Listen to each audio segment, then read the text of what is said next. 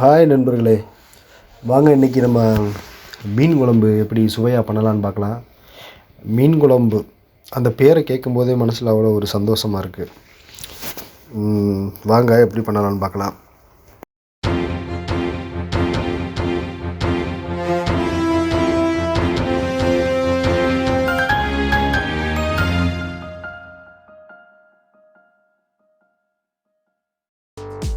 நம்ம இப்போ 1 கிலோ மீன் வாங்கி வச்சுருக்கோம். அந்த மீன் தான் குழம்பு வைக்க போகிறோம். மீன் பேர் என்னன்னு தெரியல, அந்த ஒரு ஆரஞ்சு கலரில் இருக்கும். அந்த மீன் நல்லா இருக்கும், நல்லா டேஸ்ட்டாக இருக்கும்.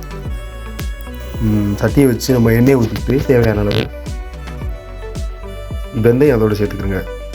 வெந்தயம் சேர்த்துட்டு அதோட கருவேப்பிலை சேர்த்துட்டு நம்ம கட் பண்ணி வச்சுருக்கிற வெங்காயத்தை சேர்த்துக்கிறோங்க. சின்ன வெங்காயம் இருந்ததுன்னா இன்னும் நல்லாயிருக்கும். சின்ன வெங்காயம் இல்லாத காரணத்தினால் பெரிய வெங்காயம் சேர்த்து நல்லா மிக்ஸ் பண்ணிக்கிறேங்க. மிக்ஸ் பண்ணிவிட்டு வெங்காயம் வேகிறதுக்காக லைட்டாக உப்பு போட்டு மிக்ஸ் பண்ணிக்கிறேங்க. சீக்கிரம் வெந்துடும். அதோட இஞ்சி பூண்டு பேஸ்ட்டு அதையும் போட்டு அந்த வாசனை போகிற அளவுக்கு மிக்ஸ் பண்ணிக்கிறேங்க. ஓப்பன் பண்ணி வச்சு மூடி வைக்க தேவையில்லை. நல்லா மிக்ஸ் பண்ணி விட்டுட்டு வெங்காயம் நல்லா வெந்ததுக்கப்புறம் நம்ம தக்காளி கட் பண்ணி வச்சுருக்க தக்காளியும் போட்டு நல்லா மிக்ஸ் பண்ணிக்கிறேங்க. தக்காளி சற்று அதிகமாக சேர்த்துக்கிறேங்க. இப்போ வாங்க மசாலாவுக்கு வந்துடுவோம். தக்காளி வெந்ததுக்கப்புறம் 1 ஸ்பூன் மஞ்சத்தூள், 2 ஸ்பூன் மிளகாய்த்தூள், 2 ஸ்பூன் மல்லித்தூள், மீன் குழம்பு மசாலா இருந்ததுன்னா அது ஒரு 3 ஸ்பூன் போட்டுக்கிறேங்க. நான் குழம்பு அதிகமாக வேணும், கிரேவி அதிகமாக வேணும், கும்பல் அதிகமாக இருக்குது அப்படின்றதுனால எல்லாமே கொஞ்சம் அதிகமாக சேர்த்துருக்கேன். நீங்கள் உங்களுக்கு இதில் எவ்வளோ மீன் கொண்டு வரீங்களோ இதில் பாதியாக போட்டு செஞ்சு பாருங்கள், நல்லா டேஸ்ட்டாக இருக்கும். இஞ்சி பூண்டு மட்டும் மீன் குழம்புல எப்போதுமே கொஞ்சம் அதிகமாக சேர்த்துக்கிறேங்க. நல்லா இருக்குது. இப்போ மசாலா சேர்த்து நல்லா மிக்ஸ் பண்ணியாச்சு. மசாலா வேறுக்காக கொஞ்சமாக தண்ணி ஊற்றி நல்லா மிக்ஸ் பண்ணிக்கிறேங்க. உப்பு சேர்த்துக்கிறேங்க. அந்த மசாலா மிக்ஸ் பண்ணும்போதே உப்பு சேர்த்துக்கிறேங்க. சேர்த்துக்கிட்டு இப்போ நம்ம தனியாக கொஞ்சம் புளி ஊற வச்சுருக்கோம். 1 கிலோ மீன்னா கரெக்டாக அந்த ஒரு பெரிய லெமன் சைஸ் அளவுக்கு. இது பழைய புளி, அதனால் கொஞ்சம் நான் கம்மியாக தான் ஊற வச்சேன்.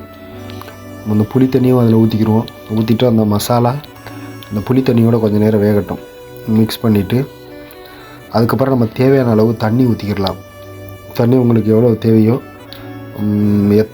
தலைக்கட்டு எப்படி இருக்குதுன்னு பார்த்துக்கிறங்க. ஆள் அதிகமாக இருந்தால் அதிகமாக சேர்த்துக்கிறங்க, இல்லை திக்காக வேணும்னா கம்மியாக சேர்த்துக்கிறங்க. தண்ணி ஊற்றி நல்லா மிக்ஸ் பண்ணி விட்டுட்டு ஹை ஃப்ளேமில் வச்சு ஒரு 10 நிமிஷம் கொதிக்க விட்டுருங்க. நல்லா அதுக்கப்புறம் மீனை போட்டுக்கலாம். மூடி வச்சு கொதிக்க வச்சுருவோம். ஒரு 10 நிமிஷம் நல்லா கொதிக்கட்டும். நண்பர்கள், இந்த மீன் தான் நான் சொன்னேன், நல்ல டேஸ்ட்டாக இருக்கும். ஆனால் இதோட பாடி ரொம்ப சாஃப்டாக இருக்கும். அதனால் ரொம்ப ஹை ஃப்ளேம்லாம் வச்சு போட்டோம்னா பிச்சு தூக்கிட்டு போய் அந்த முள் மட்டும் தான் கிடைக்கும் நமக்கு.